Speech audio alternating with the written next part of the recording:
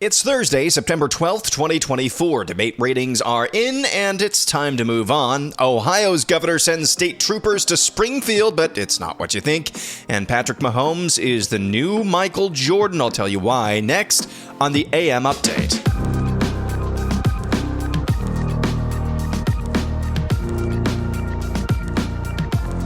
We have a lot to get to this morning, but before we get to that, I want to remind you tomorrow is another Ask or Tell Me Anything edition on the AM Update. Go to my profile at Real AM Update on X. Ask me any question you want. Tell me any news story you think needs covering.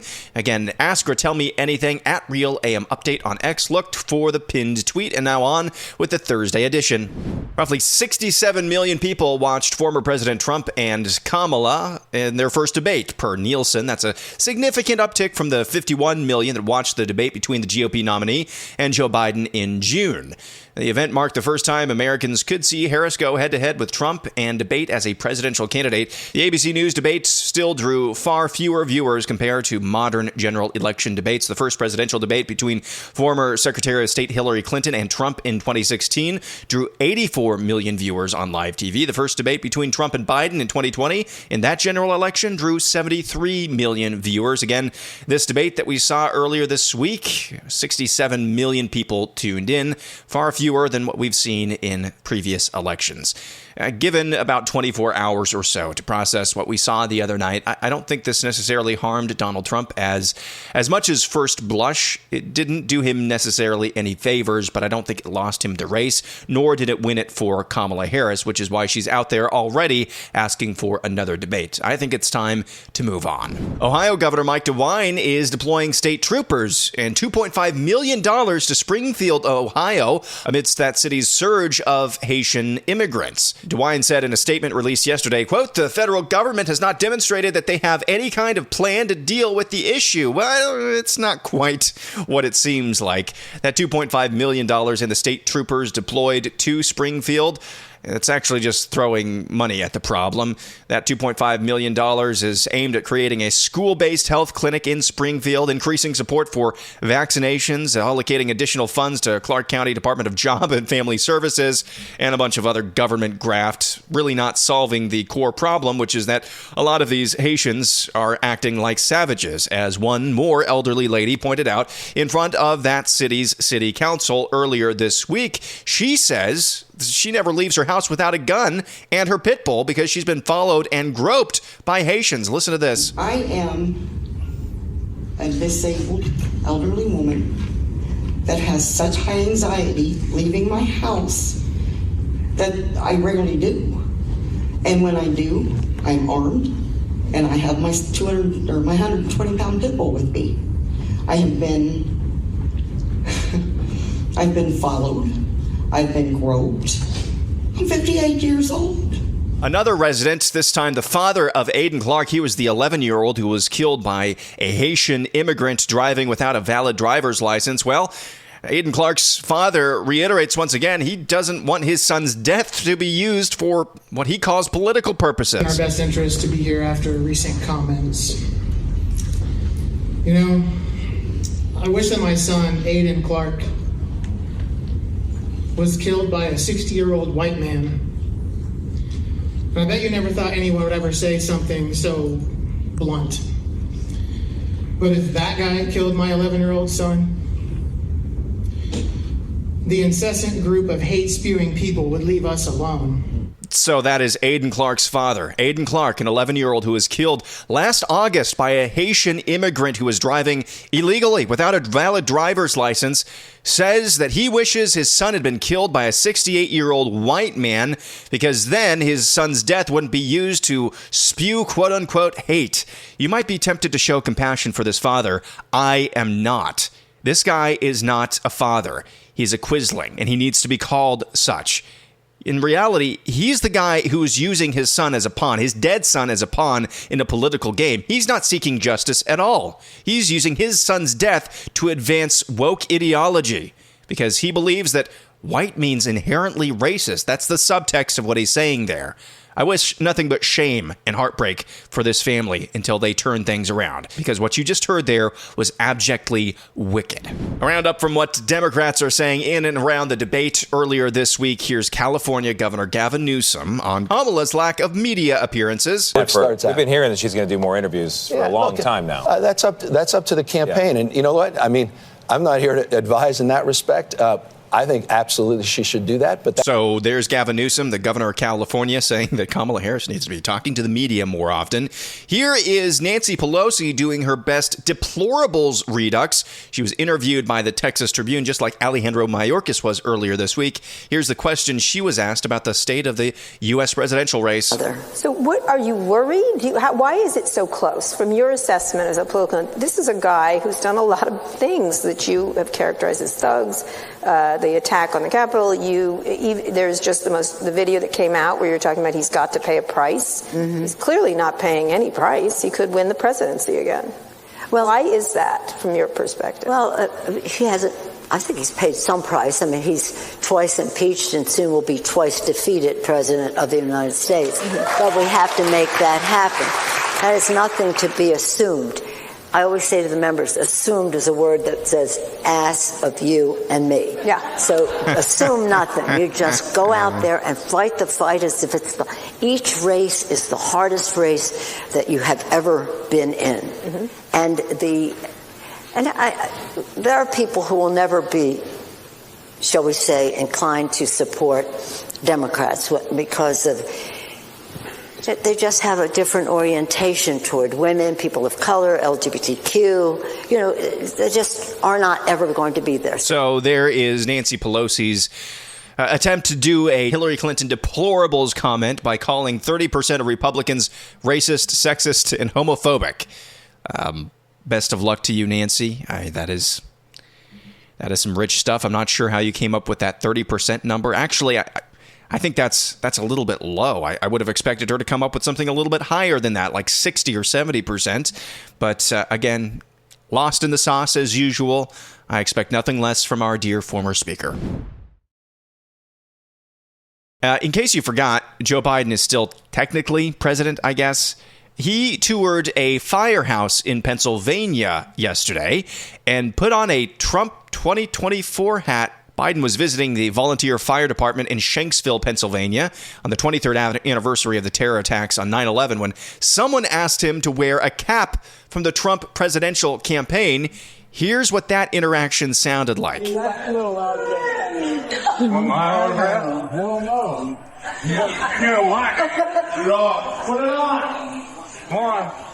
So somebody just handed Biden a Trump 24 hat. Biden puts it on his head. And here's the voice of the guy that handed it to him. Hey, I'm proud of you now.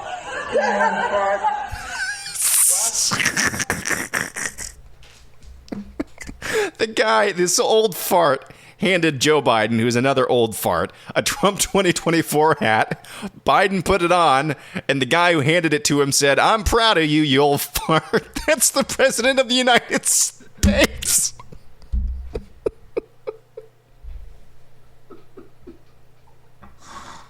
Oh, man. Someday there's going to be a video element to the AM update. There has to be. That day is not today. Joe Biden has officially given up. Kansas City Chiefs superstar quarterback Patrick Mahomes, fresh off of hearing his buddy Travis Kelce's girlfriend Taylor Swift is endorsing Kamala Harris, got asked the question of all questions yesterday at a press conference. Here it is. Former President Trump referenced you and your family again today on Fox News in relation to his campaign. I just wonder what your reaction is to seeing that. Yeah, I think I've always said I don't want my place and my platform to be used to endorse a candidate or do whatever. Either way, I think my place is to inform people to get registered to vote. It's to inform people to do their own research and then make their best decision for them and their family. And so I think that's every time I'm on this stage and I get asked these questions, I'm going to refer back to that because I think that's what makes America so great. That is Michael Jordan type stuff there. Of course, Michael Jordan, the legendary and greatest of all time NBA player, was known for being dogmatically apolitical. dogmatically apolitical. I'm butchering the quote, but Republicans buy sneakers too. That was kind of what he's remembered for in terms of his politics or lack thereof in the public sphere. You hear the same type of thing there from Patrick Mahomes, and that's really good to hear. Because at its best, football still can be a place where Americans of varying stripes who disagree with each other, who may hate each other week in and week out, can still come together for a common cause, even if that common cause is ultimately meaningless. It's just a game. It's still good to hear that there are some people who are not trying to politicize absolutely everything, and Patrick Mahomes is one of those people. This happened earlier this week. 2 Delta Airlines planes collided as both were taxiing for takeoff from Atlanta's busy Hartsfield-Jackson International Airport. This happened on Tuesday morning. The wingtip of a Delta Airbus A350 came into contact with a Delta CRJ-900 regional jet operated by Endeavor Airlines. Nobody was injured in the collision, and the passengers of the regional flight were taken back to the terminal by bus. The second aircraft taxied under its own power to the airport concourse, where passengers were able to deplane at their gate. Photos obtained by various news outlets and posted to social media show the vertical tail of the regional flight separated from the rest of the airplane, flanked by airport rescue vehicles. Passengers, of course, were placed on alternate flights. There were 221 passengers on the Airbus and 56 customers on the regional jet. Radio traffic audio from after that plane strike was released. Here's what that sounded like. We just hit something on the taxiway. Could you tell us what it was? The whole tail of that CRJ's off. Yeah, we got the CRJ-900 with its tail off here off of Foxtrot 2. It's just incredible. The entire tail of that CRJ regional jet just completely torn off from the rest of the fuselage. Of course, Hartsfield-Jackson, last I knew, was the busiest airport in the entire world. It's a wonder things like this don't happen more often, but it seems like things like this are happening more often. Hartsfield-Jackson, not long ago, was the site of that just horrific accident where a tire exploded on a plane that killed 2 people. And of course, there have been other mishaps and near mishaps at Hartsfield-Jackson this year alone. Like I said, it's a wonder things like this don't happen more often. I wonder why it seems to be happening more frequently this year. And finally, for regular fare this week on the AM Update, I'm going to leave you with 2 longer clips. Down in Florida, Governor Ron DeSantis joined a city church in Tallahassee to discuss the many reasons why Floridians should all go to the polls to vote no on Amendment 4. Here is Governor DeSantis at City Church in Tallahassee outlining just why that should be the case. Effectively, it greenlights abortion till the moment of birth. Now, what they'll say is, you can have abortion without question until, quote, viability, but they don't define viability. Now, I think the left would view that as you could have a 6 months, fully formed, capable of feeling pain, that could literally be dismembered in a dismemberment abortion, and they would say that should be constitutionally mandated in our Constitution to be a practice that must go on in Florida. And that's bad. Don't get me, I think a majority of Floridians do not think that that's acceptable, right? But what's even worse is they say, but any healthcare provider who says that abortion for health reasons can be done at any time. Now, that green lights the loophole to go to all 9 months. And people say, oh, it's rare to do late term. That's true. But most late term abortions in this country are, in fact, elective. They are not for these extenuating circumstances that you hear about a lot in the media. Most still are elective. Why? Financial reasons. There's pressure from the father. The industry makes money. There's a lot of reasons why that's the case. So that's what would happen in Florida. I don't think very many people want to see that. I think they think that that's way too extreme.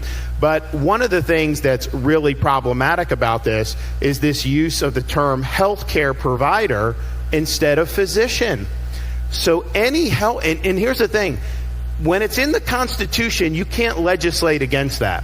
So they're saying anyone who says they're a healthcare provider, well, who's a healthcare? A massage therapist is a healthcare provider. A clerk at Planned Parenthood is a healthcare provider. A chiropractor is a health. You do not need to be a physician That's going to be in the Constitution of the state of Florida. That's going to create a cottage industry of some very unscrupulous practices. It's going to be almost impossible to provide any health and safety regulations for that. What it also does is it eliminates parental consent for minors. So there is Florida Governor Ron DeSantis at City Church in Tallahassee over the last weekend, explaining in 2 minutes very succinctly what exactly voting yes on Amendment 4 does. And you heard him explain that. If you are within the sound of my voice and you live in Florida, you should be getting out to the polls. You should be getting everyone you can, your mother, your mother's dog, out to the polls to vote no on Amendment 4 in Florida. It needs a 60% threshold to pass. The polls I've seen recently have it around 57% support. Vote no on Amendment 4 if you live in Florida to protect life. And finally, on this Thursday, Alistair Begg of Parkside Church in Cleveland announced last weekend he's going to begin his transition out of his role as senior pastor. In the last few weeks, I have informed the elders of the church of my decision to relinquish my role as the senior pastor here at Parkside. Not tonight, not tomorrow night, and not for 12 months of nights. But on the 14th of September, 2025, God willing, I will make it that long. I say God willing, and I said to them, no later than, in case they would like to get rid of me sooner than, in which case I'm open, but it's not my plan. Why do this? Well, that particular day will be 50 years since I began with Derek Prime at Charlotte Chapel. It will be 49 years since I was ordained to the gospel ministry. And it will be 42 years from the time that Sue and I had the privilege of beginning ministry here at what was then the chapel in Beechwood. So there's Alistair Begg of Parkside Church in Cleveland, Ohio, announcing that in a year's time he intends to step down from his role as senior pastor. So I'm not sure what to make of this news. On the one hand, we had recent news from Alistair Begg going what I thought as relatively mushy on the issue of, hey, should you attend a family member's so-called gay wedding, whatever the heck that was, or a tranny wedding, whatever the heck that is. There are no such thing as gay weddings. There are no such thing as tranny weddings. There are just weddings between one man and one woman. He got pretty mushy on that, and then he doubled down once there was outcry over his words. So I'm not really sure what's going on here. I don't know if that's tied to that flap. I'm not sure if that has anything to do with it or not. My gut instinct, and maybe this is just my cynicism. My gut instinct says maybe yes, there is something to do with that, at least in some part. On the more optimistic side, I would say there are very few leaders in churches, like anywhere, who voluntarily begin the process of passing the torch to the next generation. If that is his main motivation here, hats off to Alistair Begg. Those flaps, those comments notwithstanding that got him into hot water a few months ago, notwithstanding, more than maybe any other preacher, save John MacArthur, save R.C. Sproul, RZIMs, he who shall not be named. Notwithstanding those people, Alistair Begg has blessed me more than any other preacher with a radio or podcast ministry, and I hope that's just his main motivation. And you know, not my gut instinct notwithstanding, which maybe you shouldn't trust because maybe it's a little too cynical. I'm just going to err on the side that this is at least 60% Alistair Begg doing his best to finish well during his time at Parkside Church. That'll do it for Thursday. Don't forget about Ask or Tell Me Anything. That's tomorrow morning. You can ask me any question you want. Tell me any news story you think needs covered. You can find the submission thread at Real AM Update on X. That's at Real AM Update on X. A look for the pinned tweets. Thanks for joining us again this morning. We'll be back at it again tomorrow. I'm Aaron McIntyre, and this is the AM Update.